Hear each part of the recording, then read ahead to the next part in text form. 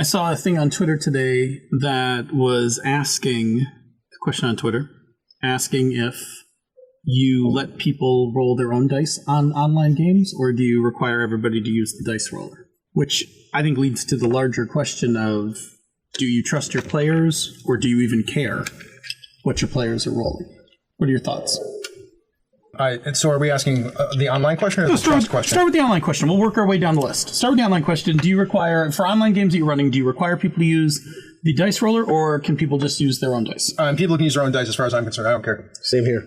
Go for it. Yeah, I'm absolutely 100% down with letting people just roll their own dice. Yeah, I wouldn't have a problem with it. Yep. The only thing, sometimes, depending on the game, sometimes I just want to know what number they rolled. Tell me that you rolled. Other times it's like, pass or fail, I passed, that's fine. Sometimes it's just important to know how much they failed by or how much they passed by, but that's really about it. I agree.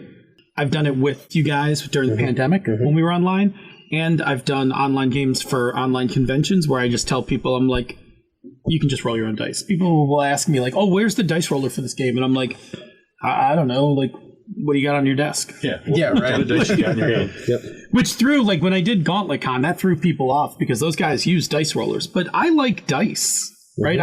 I roll my own dice. There was, when we were playing during the pandemic, we were playing Forbidden Lands, and that had a pretty intricate dice roller in terms of you could pick your dice and hold dice and re-roll dice and whatever. But I never did. I think you guys used it because you guys wanted to, because it was built into your character sheets. Yeah, it was built into the character sheets. Plus, you could do macros and stuff. So Jim was making macros, and I did a couple of them. I was like, I'm just rolling I'm rolling my dice on my desk while we're playing. I mean, I'll be honest, when I've played a lot of the games I've played online that had dice rollers, unless it was a game where the game would have to do some calculations for you and give you a result, it was often more annoying to use the dice roller than it was just to roll some dice. You had to click and find and point. We used it for Aegon because Aegon, just building the dice pool and the pluses and minuses is exercise in tedium. So it was easier just to click and let it figure out all the pluses and minuses and everything. But most of the time, I think it's just fine. Just roll the dice, tell the GM what you got, have a good time. I think which brings us to the second question, which was, do you trust your players? If you don't trust your players while you're playing with them, on the one hand, I trust my players. I'm not worried about it. On the other hand, if somebody really needs to cheat to have fun at the game, who's it hurting in this case? I'm not really going to worry about it. I mean, if they roll 16 criticals in a row, maybe he's a suspect. But if somebody fudges their dice and I don't know about it, I'm not going to lose any sleep over it. I'll elaborate on that because I actually echo those things. So I'll extend that word trust to, I'm not looking at it in terms of, do I trust my players that they're telling me what they rolled? I trust my players to make sure everyone's having a good time at the table. That's a better answer. So if that means that on occasion they either intentionally miscalculate, forget to add a penalty in, whatever, or just plain tell me a different number because, they're not having a good night and want to, turn it around a little, I'm okay with that. Yeah. It doesn't bother me. What I trust is that when that happens, people aren't abusing that. Yeah. I trust that when that happens, somebody's like, I've missed a bunch of times, for instance, Sunday's game, where Bob flipped over his dice tray because he rolled so badly in NBA. I honestly, if you had just told me a number on one of those, like after failing a couple times, if you had just been like 9, I'd have been like, awesome, glad your streak's broken, right? Like I would have not even blinked about it. Yeah. Because I don't want you to flip over your dice tray. Like that's not fun. That's where, to me, you're most likely going to get an innocent, quote unquote, version of fudging, because you get into a position where you're so frustrated that things are just not going your way on the dice, and you just, like, internally you just snap and you're like, fuck it. I've had that night, right? Yeah. I've had nights like that, and normally I try really hard to stay above board all the time, and I have had moments where I caught myself like, holy shit, I just totally fudged that number. Well, we've been in games where people have caught it after the fact. They've caught themselves. And our players will come back and these things like, oh, shit. I forgot. I only had 6 dice, not 7 in that last roll. Don't worry about it. We don't care. It didn't matter. Succeed or fail, nobody cares. You see people who suddenly realize, they look at their character sheet like, oh, man, I still have that penalty, don't I? Like Jim, who was honestly forgot he had that -1. to his thing because of his injury. Yeah. And he's like, oh shit, I'm injured too. And Phil's like, no. If we've already Jim owned up to it immediately and went to pick up his dice, and Phil's like, yeah, don't worry about it. If we've already narrated the outcome, Yeah. I'm very much not interested in backtracking. Like, make sure you do it going forward. Yeah, especially But, if it's not a huge No, and change. And sometimes I've like retroactively fixed hit points.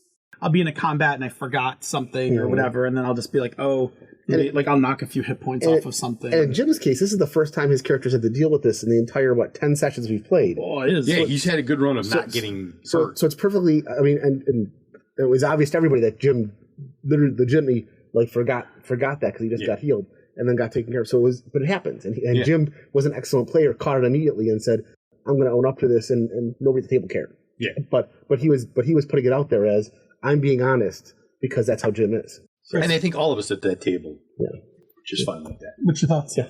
My thoughts? Yeah. I mean, I echo most of your folks' thoughts, but I guess the bigger thing for me is like if you don't trust, if you're going to cheat and like fudge your dice rolls as a player, that almost indicates that you don't trust me as a game master to make the game fun for you. So that's where I'm at that. Like if I'm like I've seen people like do the thing, mess with their dice rolls, and also like being like, oh, I got the critical hit that I needed when I needed it for the group, and I'm like, well, you just kind of like made it so that nobody else in the group could possibly do that too. You didn't let the dice, which are part of the game, actually help play the game out. Which that's why we have dice. Yeah. I'm with you. I mean, it is a randomizer to help with upbeats and downbeats, and it is up to the I believe that it is up to the game master to help modulate how those upbeats and downbeats hit based on the dice. Like you're in a constant push-pull with the dice. So if you cheat by doing that stuff, then you are basically saying that you don't trust me to run the game for you. I got to be honest, and I think that with a little bit of arrogance here, the four of us as GMs are also very forgiving to the players as far as we want to have a good story. I'm a fan of the character. And I think that's a better way of putting it. Because I've been in games where if I had a run the way Gria's had the last couple of weeks, critically fumbling 6 out of 10 rolls, that would have been it for my character. He would not have survived 3 weeks. Whereas in Phil's game, it's just things get more interesting and more fun. They go off in a chaotic direction, but that's okay. It has to do with the way the game's played. So let me say this. There are certain games that lend themselves to not being messed with mechanically, right? A long time ago, Chris and I did a topic on fudging dice as GMs, and I have always said that the only games I ever fudge dice with as a GM are games where there's very little narrative latitude to the game. So, for instance, in Cortex, when you roll a bunch of ones, I'm going to buy them. So you're getting something out of failing that roll. In Dungeon World, if I roll a string of 6s that night, I'm walking away with a whole bunch of experience points. I'm probably going to level up. And the GM has a lot of latitude about what to do to my character. That's the important right. thing. GM has a lot of latitude to decide what happens. The game, and again, we all know I haven't played the most current version of this, but the system that I have as a GM fudged the most dice rolls in is D20. Because it is the game that had, up to 3rd and 4th edition, the least latitude of what I could do when dice failed out. I mean, when you look at things like 1st edition, 2nd edition, and BX, where there were an awful lot of roll or die kind of dice rolls, that does make a huge difference. Those are very old games. Yeah. But for instance, I've done the thing. Also, I'm not playing those games unless that's part of the experience that I want. Was like, well, I'm living at the whim of the dice, right? I have done things where if a player is having a bad night of play, I will adjust down difficulties behind the screen. I don't tell anyone that, but that's part of that game master. That D17, that DC 17 is now a DC 15, a DC 13. That goes You're right going to back make to- this roll eventually. That goes right back to what Chris said before about trusting the GM to help the players with those beats.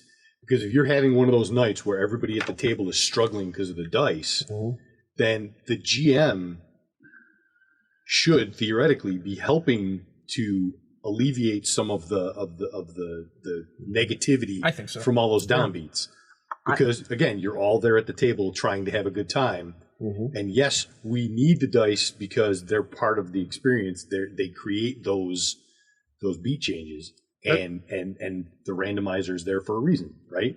But if you're just going to sit there and be like, well, the dice said that you guys suck tonight, I guess you're all gonna die, and the game doesn't necessarily have to go that way, especially if there's a lot of narrative latitude, then, you know, the GM should be going, okay, what can I do here to bring this back up? That's why I've actually been in games where as a player and as a GM, I've watched it. You can see the GM being narrative in such a way that they give themselves that out.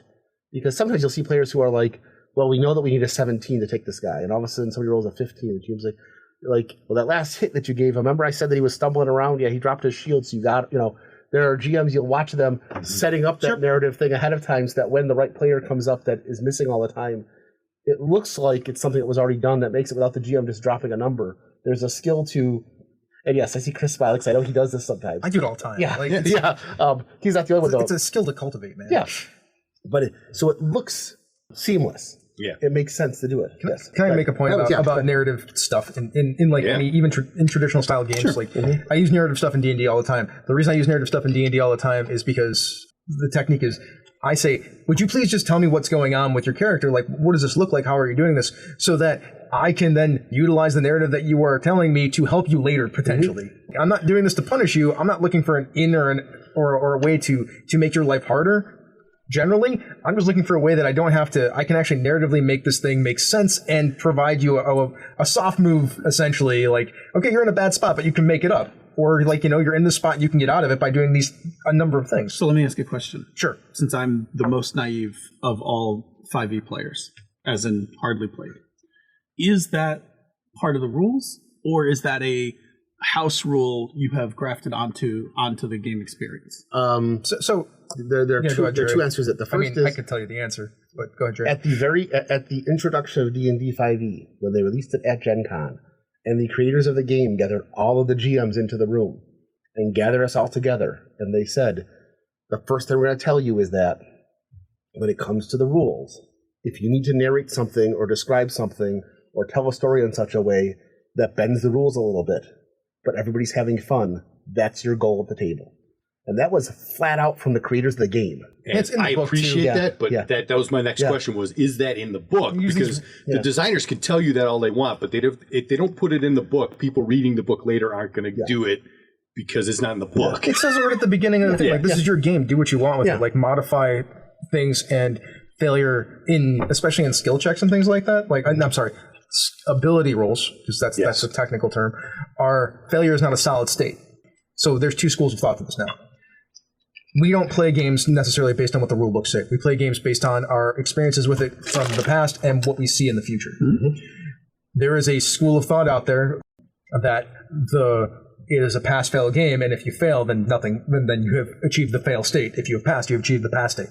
Then there are plenty of streamers online these days that are playing D&D that have thrown that out and are like, "Oh, you failed. Let's fail forward."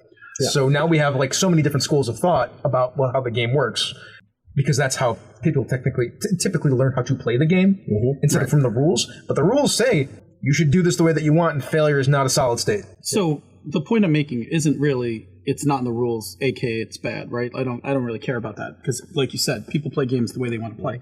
The question I'm asking is from a table culture point of view. Have you set the expectations with the players that I do this thing in game at my discretion on the fly based on the narrative that you guys set down in the game? Or, and again, and this question comes with no judgment, or is this just a GMing tuning skill that you are running with, that as like in flight you are just making adjustments to the narrative, to the game mechanics and such based on your interpretation of how the flow of the game is going, up beats, down beats, and things like that? I mean, let me think. I have to think about it. Okay, because I'm gonna actually answer it from my Sunday night game, because I did the same thing that you're doing. Mm-hmm. Okay, I have not had that discussion with any player, so I'll set it up for you because you're the only one who wasn't at that game. We played Knights Black Agents on Sunday.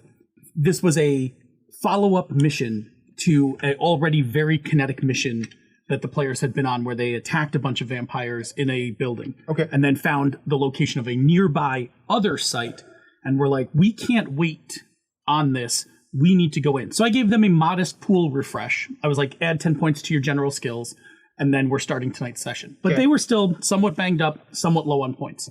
And then went full kinetic into the next adventure. Sounds like fun. Oh yeah, it was, which had several daywalkers, a full vampire, and a bunch of stuff going down. That must have been scary, although they had lots of resources at their disposal. It was Just terrifying. They were having a bad night of rolling, but also I sculpted the narrative so that it didn't wind up being all targets engaging the characters at the same time. There was like some staging of the there was staging of the targets. Are you saying that you action movied it? I allowed some narrative input to set the pacing. So Glenn's character took an action to lock a set of vampires into a lab. And I was like, cool. And I had them make a couple like rolls to see if they could break the bulletproof glass windows, or eventually, when they couldn't, I had them tear open the airlock door, but not after turns went by and they were able to neutralize one target, that kind of thing. But I could have just hit them 5-on-5, full straight up vampire fight. They would have died. Yes. And probably would have been ugly, yeah. Right, probably would have wiped them out. Was the guy, I never actually asked this, was the guy with the server a human, or was he a daywalker? What was he? He was a ghoul. Okay, he was a Renfield. He was a Renfield. He was not spectacular. The guy that Bob was having trouble fighting. There's a lot of good things in that sequence, aside from like the narrative pacing. Like locking the vampires, one, player made a clever move, right? Like narratively made a clever move. Two, that creates tension because you never know when they're going to get out. Like they're getting out at some point. Well, and I made up some on the fly rules. I'm like, okay, I'm going to assign this much health to the glass with this much armor because it's bulletproof glass. And if you're smart, you did it so that they're never breaking out in the first round, but they can potentially break out in the second or the third round. Yeah. I mean, we were all thinking it's a vampire. That vampire is going to pick up that office chair. They're going to smash it against the glass. The glass is going to break and they're going to come out. I honestly thought that too. And it didn't work out that way because the dice said, no, he didn't break the glass. It didn't. And so when I moved to the airlock, I was like, well, I will make a roll. But in this case, I can use this trait called Aberrance, of which the vampire has a ton of for vampiric strength. And I was like, I'm just going to blow a whole bunch of Aberrance. This time, and I'm just ripping this door. I made it that's less points they have later to do stuff. Sure, and I made it a soft move for them because what I did was I told everybody, I'm like, you hear the sound of the metal pins breaking in the door. A bolt from the thing goes flying across the room and embeds itself in the wall. Like, this vampire will be coming through this door next turn. By the way, our soft move, hard move terminology is based on Power of the Apocalypse games. Absolutely. If you don't know what that is, go look it up. So to tie all this off, I guess what I'm saying is I totally do the same thing you're doing, right? I totally adjust the narrative of the game and the mechanics of the game in flight.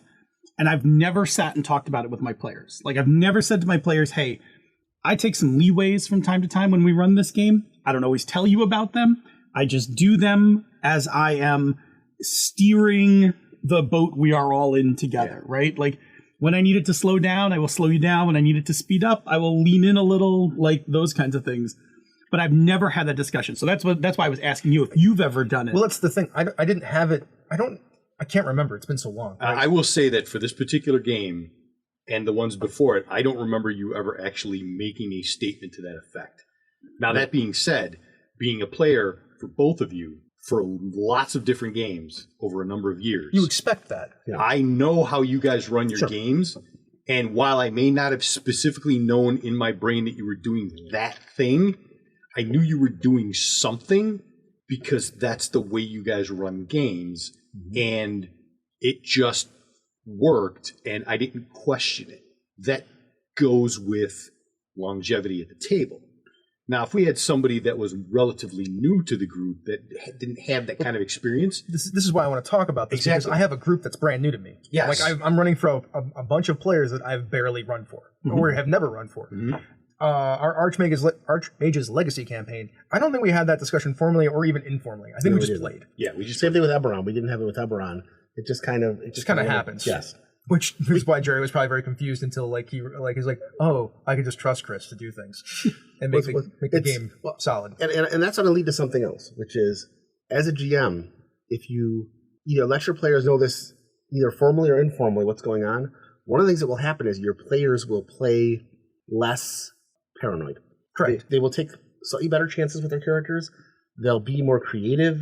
They'll also tell the GM, this is what I want to do, and know the GM isn't going to turn around and go, aha, now I know how to stop what you want to do. They're going to go, oh, let me help you do that. That's just good game. Like it we try to promote that style of game Yes. for 500 almost episodes. Yes. I'll take it one step further. Yes. I'll take it one step further. If we have that talk at the table in session 0, and I know that's an available tool as a player, that if I can work the narrative a little, that I can get some movement in my DCs, I'm gonna make sure that when it's time to describe my turn, I'm going to make sure I work it hard. Because you get a mechanical bonus from your narrative action.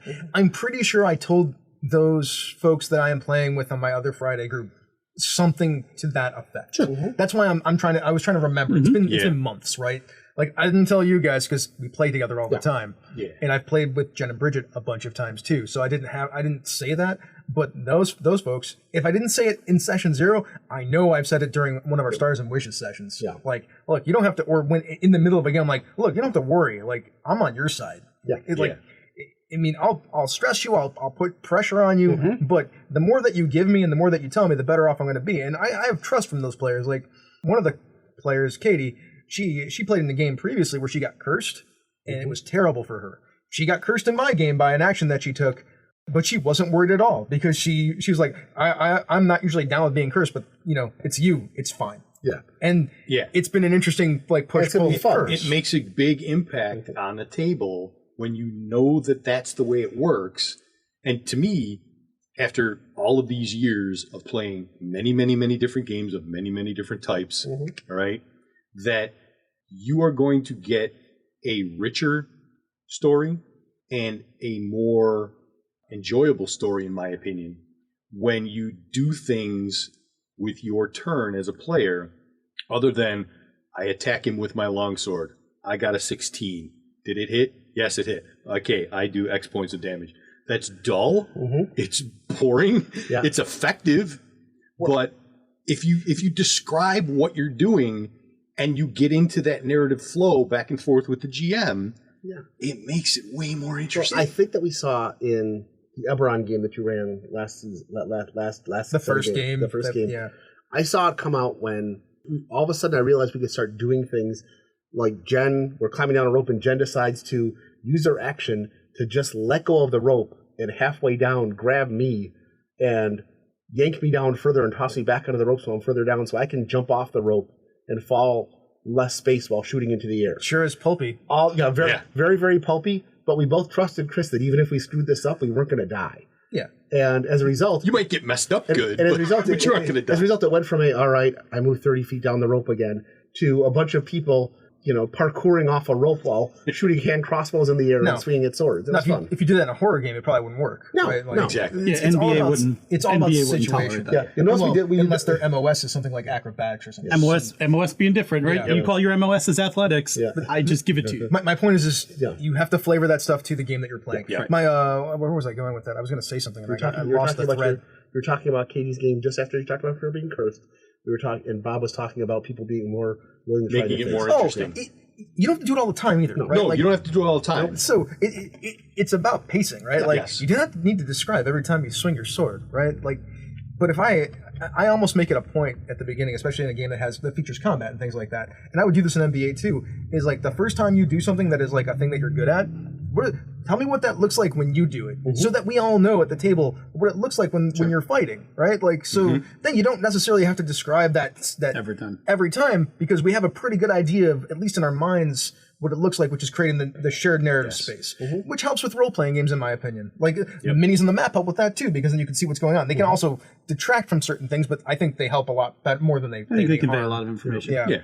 I'll add one more piece to this, and this is a thing I have done for many, many years.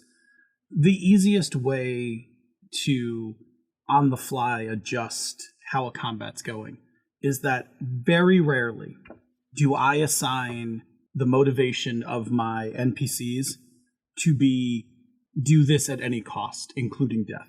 In most cases, my NPCs don't want to die. So who does? Well, but if you think, but if you go back to 80s D&D, when you open the door and there's 4 bugbears, their only existence and goal in life is to get killed by you. To exist until you kill. So for instance, until we started thinking about why are they there. Right, but so that I always have an out narratively nearly all my NPCs, anything that's of any kind of significance, has a desire other than get destroyed.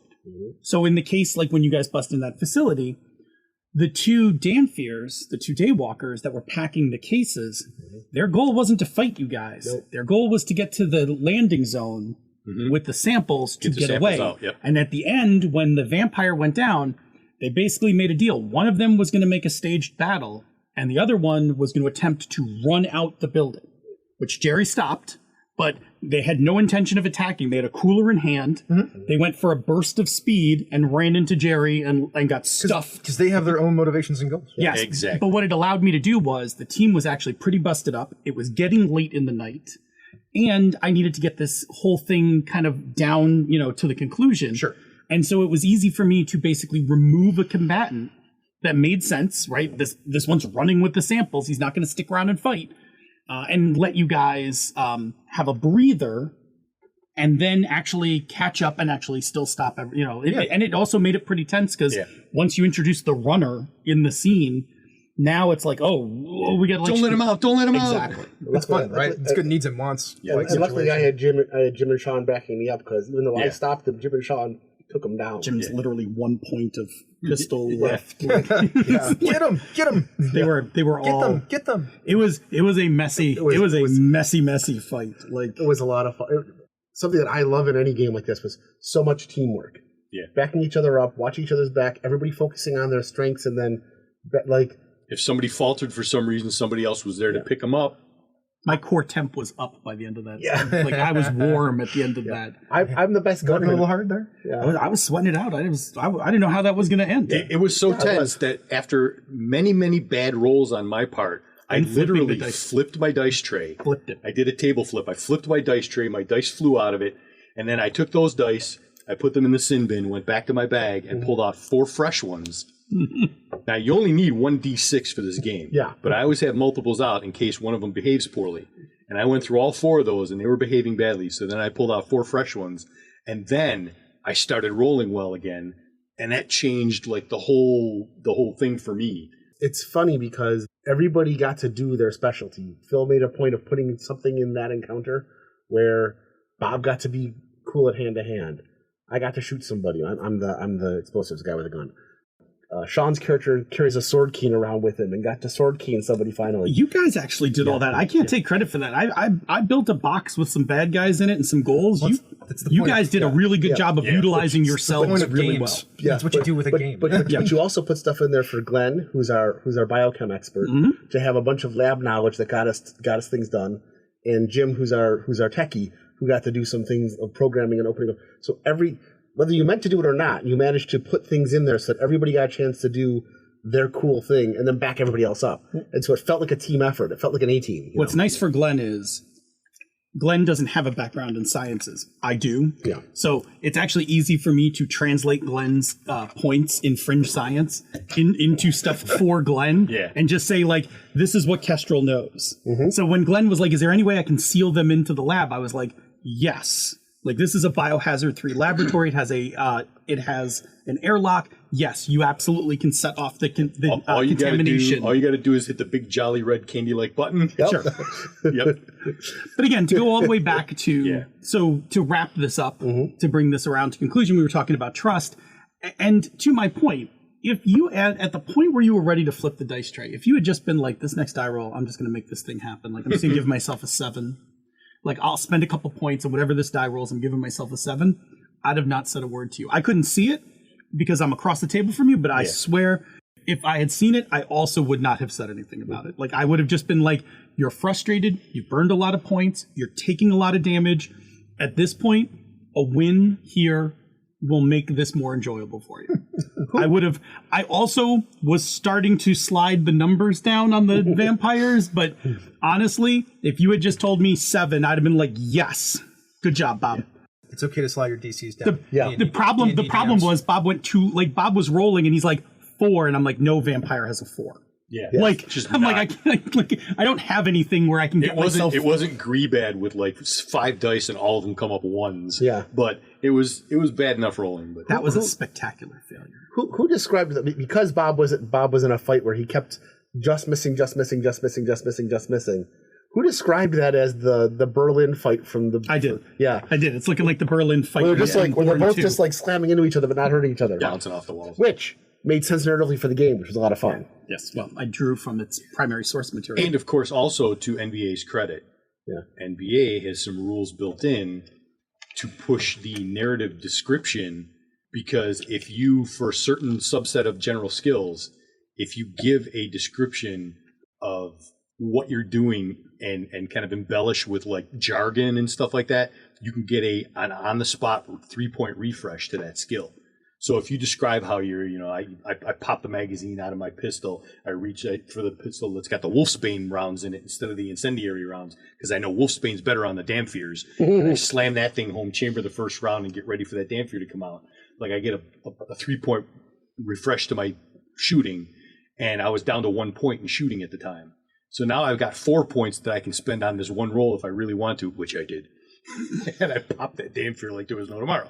So once a game, everybody gets very narrative for a second, which could be a lot of fun, because it's also especially good because it comes later in the story. So when everybody's kind of all of a sudden, hey, I'll be narrative for 15 seconds and get something back, and all of a sudden that kind of refreshes the whole group's like enthusiasm. It's a fun rule. Yeah. Every once in a while, we that? got to remind everybody at the table rule? that they can do it. Yeah. But It's a cool little rule. Yeah. I remember a lot about Nice Black. Okay, that's us talking about good times. Trust the cheating cheating and and trust. Trust. Yeah. All right, I hope you enjoyed that, and we will catch you next time. See you.